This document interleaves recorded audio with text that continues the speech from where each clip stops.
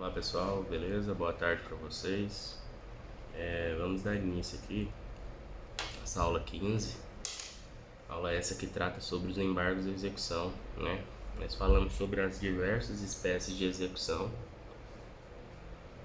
Na aula passada nós finalizamos ação de execução fiscal, ação de execução contra a fazenda pública e a ação de execução de alimentos.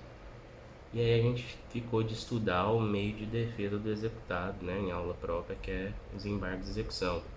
Nada mais é que uma ação autônoma, né, de natureza constitutiva, que visa desconstituir o título executivo que está sendo cobrado ali em sede de ação de execução. Fazendo uma analogia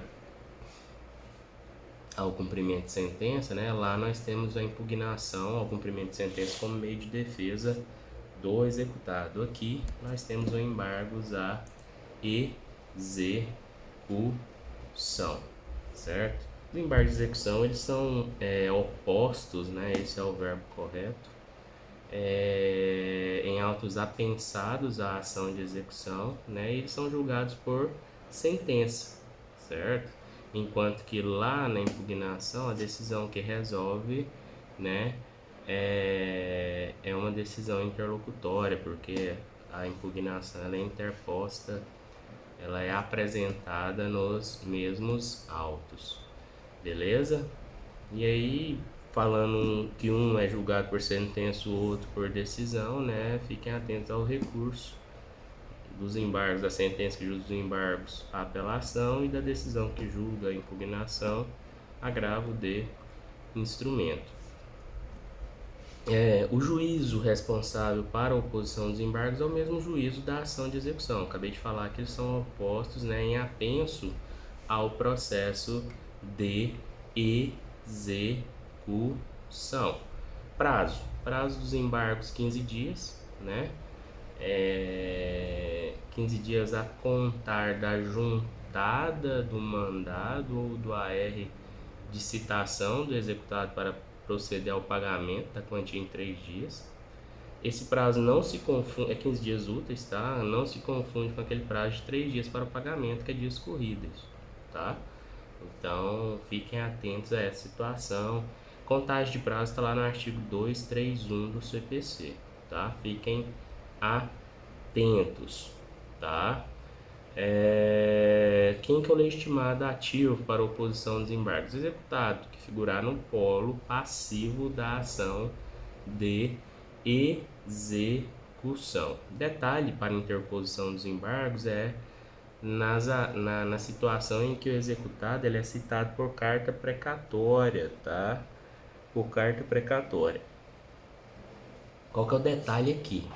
A carta precatória, quando ela é feita no processo, ela vai para o juízo deprecado, sai do deprecante e vai para o deprecado. E abre-se um número provisório desse processo da carta precatória para a tramitação da carta precatória. Qual que é o detalhe? O executado ele pode opor os embargos nesses autos da carta precatória. Os embargos vai viajar com a carta precatória para o juízo da execução e vai ser julgado lá no juízo da execução.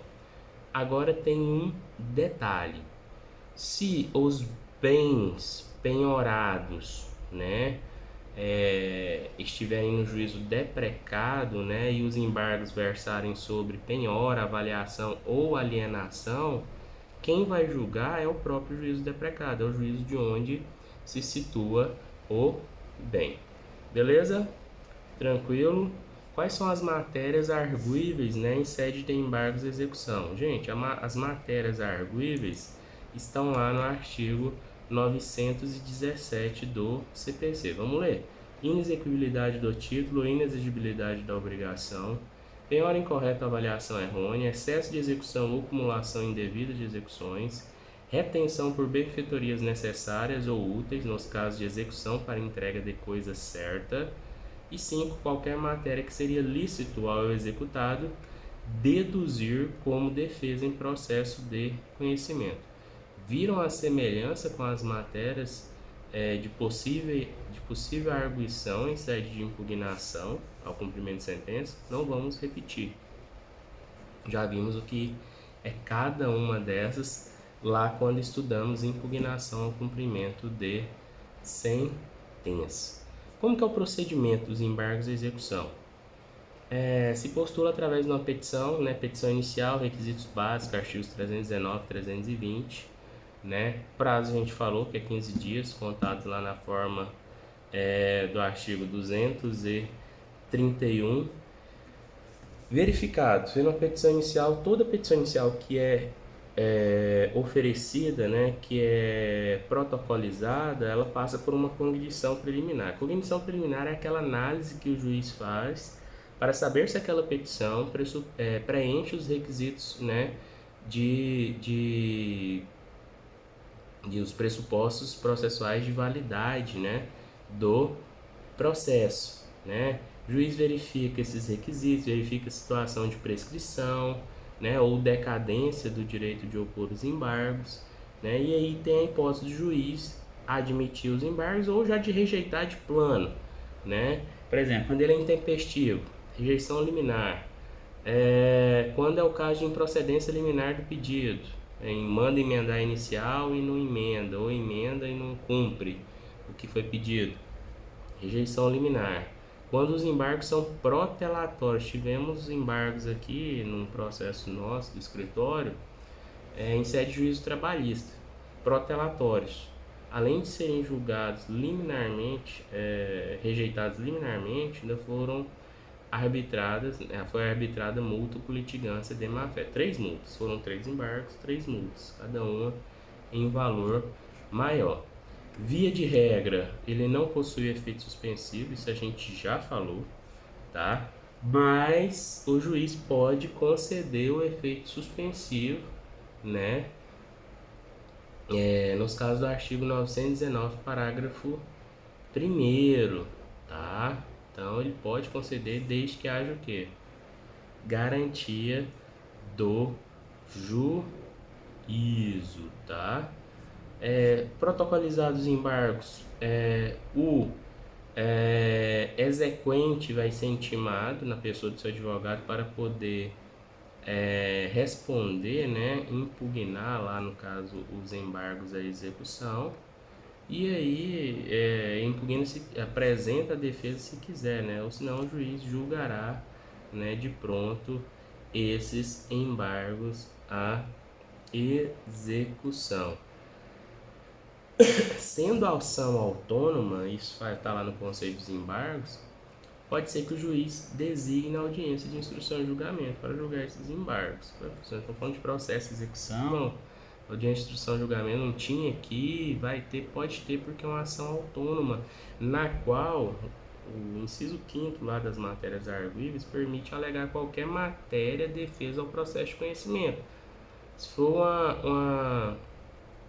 uma falsificação da assinatura no título, vai ter que fazer perícia, vai ter que nomear perito, laudo, quesitos, manifestação de laudo, né? Pode ser que o juiz, né, designe uma audiência de instrução e julgamento. Se não for o caso, julgamento é antecipado do pedido, né, do mérito, e só designa audiência caso haja necessário, né, produção de provas a serem realizadas nessa audiência. Julgamento é através de uma sentença contra a qual caberá apelação. Beleza? Tranquilo? Tem um ponto nesse material dos embargos, volta lá no parcelamento. Parcelamento nós falamos, né, nas 2 aulas anteriores. Lá na última fase da ação de execução por quantia certa, nós vimos que uma das formas de satisfação da execução é a opção pelo pagamento parcelado, né? E nesse caso, esse pagamento parcelado implica em abrir mão, né, da oposição de embargos à execução, né? Essa abrir mão é renúncia, né, ao direito de opor embargos à execução. Para finalizar, Detalhes sobre os embargos à execução.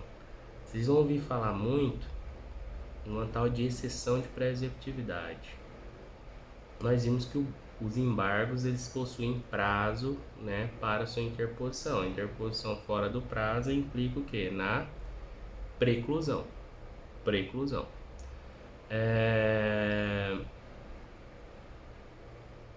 E o que seria a exceção de pré-executividade? Existem matérias que podem ser alegadas a qualquer momento no processo, certo? São matérias de ordem pública, tá? Matérias de ordem pública. Quando uma matéria de ordem pública tiver que ser alegada em sede de ação de execução e já tiver esgotado o prazo dos embargos, isso poderá ser feito através da exceção de pré-executividade, tá? Aqui segue o mesmo procedimento dos embargos. O juiz pode suspender o processo, né, caso ache necessário. Por exemplo, um vício de citação. Passou o prazo de embargo. Matéria de ordem pública para o processo a qualquer momento, tá? Tem só um detalhe da exceção para os embargos. Embargos, ação autônoma, apensada ao processo principal. Exceção de pré-executividade, petição interlocutória nos próprios autos da ação de execução. Ela é julgada também por uma decisão, como a impugnação por cumprimento de sentença, contra a qual caberá o quê? Agravo de instrumento, tá? Tem só um detalhe.